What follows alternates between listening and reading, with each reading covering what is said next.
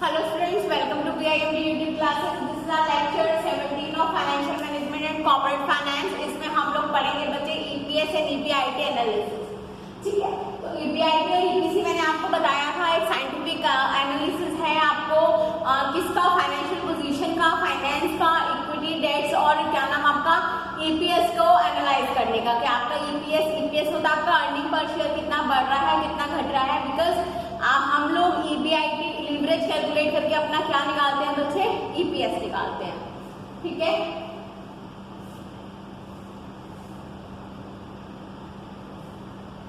EBIT EPS analysis gives a scientific base of comparison among various financial plans, shows a ways to maximize EPS. तो बहुत सारे financial plan को हम लोग क्या करते हैं बेटा, कंपेयर करते हैं क्या करने के लिए, अपने EPS को अर्निंग पर शेयर को मैक्सिमाइज करने के लिए. Hence EBIT and EPS analysis may be defined as a tool of financial planning that evaluates various alternatives of financing a project under varying levels of EBIT. ठीक है, तो क्या है बेटा, आपके फाइनेंशियल प्लानिंग को स्ट्रॉन्ग करने के लिए, उसे एनालाइज करने के लिए कि आपने किस तरह की प्लानिंग की थी, या फिर आप टूल्स कह सकते हैं प्लान्स को बनाने के लिए कि कितना आपको किधर इन्वेस्ट करना है. EBIT के वेरियस लेवल्स पर and suggest the best alternative having highest EPS. और इससे क्या होता है, आपको बेस्ट अल्टरनेटिव पता चलता है जिससे आप अपने EPS को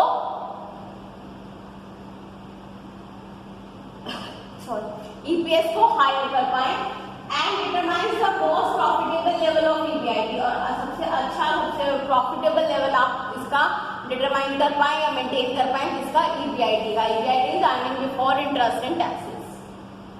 concept of EBIT and EPS analysis. क्यों एनालिसिस करते हैं, कैसे करते हैं, तो so this analysis is the method that studies the leverage. Leverage study करते हैं हम लोग. थ्री काइंड्स ऑफ लीवरेज मैंने आपको बताए थे, that is financial, operating and combined leverage. That is comparing alternative methods of financing at different level of EBIT. Simply put, EBIT and EPS analysis examine the effect of financial leverage on the EPS. EPS पे जो भी आपके financial leverage का effect आता है उसको analyse करना आपका with varying levels of EBIT और अंडर ऑल्टरनेटिव फाइनेंशियल प्लान्स.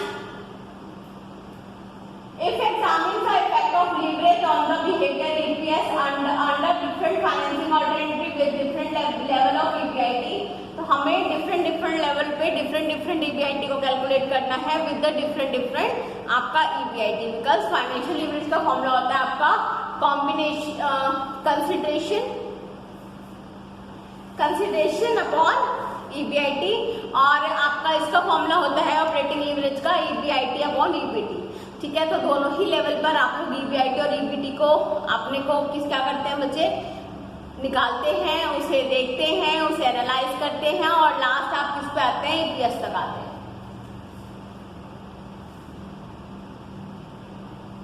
इसके बाद एडवांटेजेस दे रखे हैं. जितने आपका EPS हाईएस्ट होगा उतना ही बेटर आपकी फाइनेंशियल पोजीशंस होगी.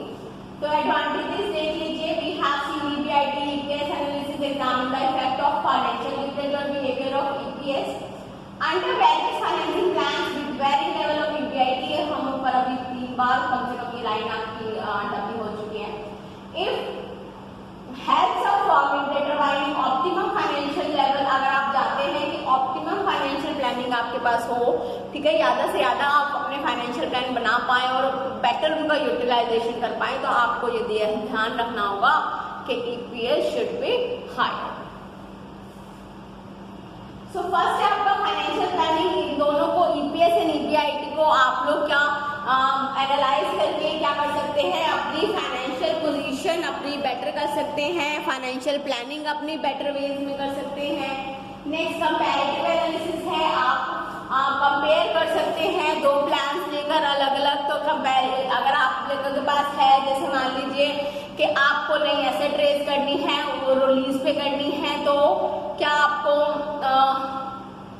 कितना आपको परसेंटेज ऑफ इंटरेस्ट लीज पे बेयर करना पड़ेगा. और अगर आप डेट इक्विटी शेयर या डेट या डिवेंचर या इक्विटी इशू कर रहे हैं तो उसका कितना इंटरेस्ट है आपको अर्निंग देनी पड़ेगी और किस तरह से आपको फाइनेंस लेना है, तो उसमें आपको EBIT और EBT की कैलकुलेशन होगी, ठीक है।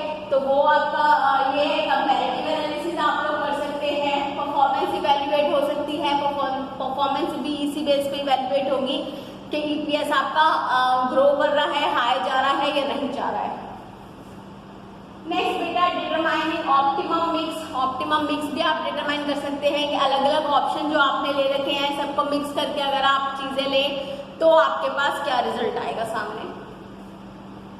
नेक्स्ट आपके पास लिमिटेशंस है। लिमिटेशंस की बात करूं तो नो कंसिडरेशन फॉर रिस्क। कोई जब तक आप रिस्क नहीं लेते हैं तब तक आपको चीजें सही नहीं मिलती हैं। चीजें सही मिलने का मतलब है कि कोई भी कंसिडरेशन आपको नहीं मिलता है। हर जगह पैसे डालने में बेटा रिस्क तो है ही, ठीक है। ये लिमिटेशन है इसकी। कॉन्ट्राडिक्टरी रिजल्ट, रिजल्ट्स आपके कॉन्ट्राडिक्टरी हो सकते हैं, ये भी एक लिमिटेशन है बच्चे इसकी आपकी। ओवर कैपिटलाइजेशन, ओवर कैपिटलाइजेशन हो सकती है। मान लीजिए आपने अपना इक्विटी इशू कर ली है या फिर प्रेफरेंस शेयर इशू कर लिए हैं, उससे आप लोगों ने वो लाने की सोची है कि भाई हम फाइनेंस करने की सोची है कंपनी को, तो ओवर एक कैपिटलाइजेशन का क्वेश्चन यहाँ पर वो होता है, रेज अप होता है।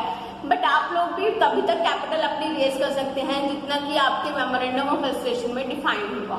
अगर नहीं डिफाइन होगा then it will be unlimited company, an unlimited company, तो वो चीजें भी आप लोग उसमें भी ओवर कैपिटलाइजेशन की आपका प्रॉब्लम फेस हो सकती है। टॉपिक है पॉइंट ऑफ व्यू डिफरेंस। जैसे कि हमने पढ़ा कि अलग अलग लेवल्स पे आपका अपने बिजनेस को अलग अलग तरीके से फाइनेंस कराने के लिए आपको कितनी चीजों की जरूरत पड़ती है, ठीक है। ये सब चीजें आपने पढ़ी। अभी पीछे EBIT हो गया, इक्विटी हो गया, डिवेंचर्स हो गए, ये सब चीजें आपको जरूरत पड़ती है।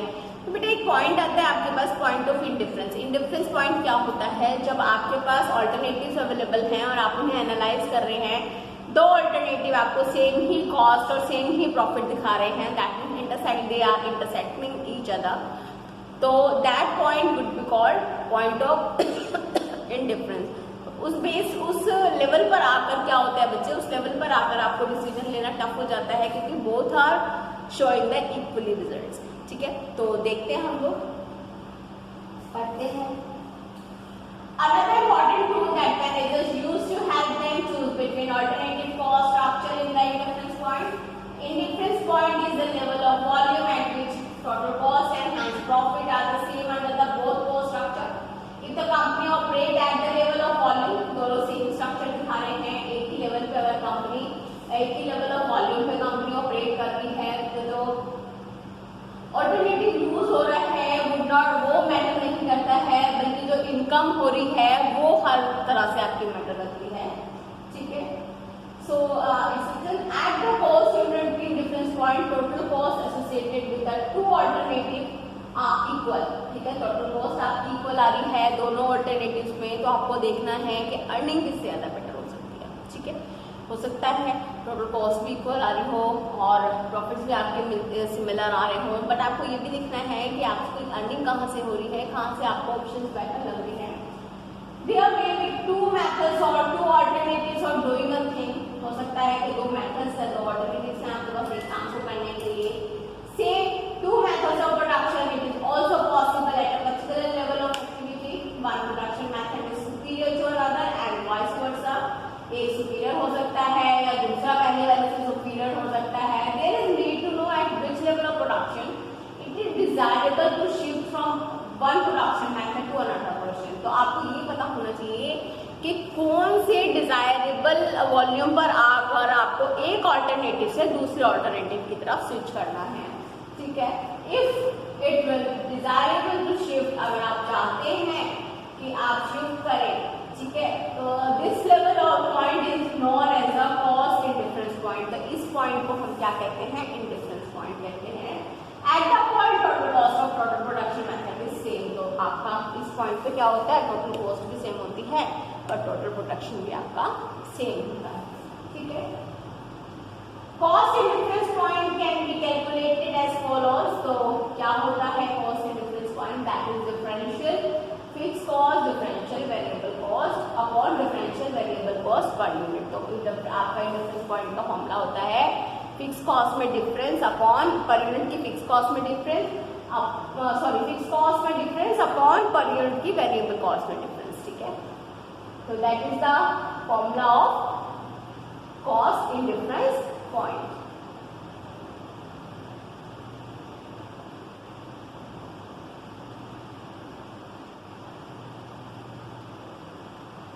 एक एग्जाम्पल पीडीएफ में दिया हुआ है, पढ़ लीजिएगा आप, आपको पीडीएफ तो अटैच मिल ही जाएगी, ठीक है students. Thank you, that's all for today, have a nice day class.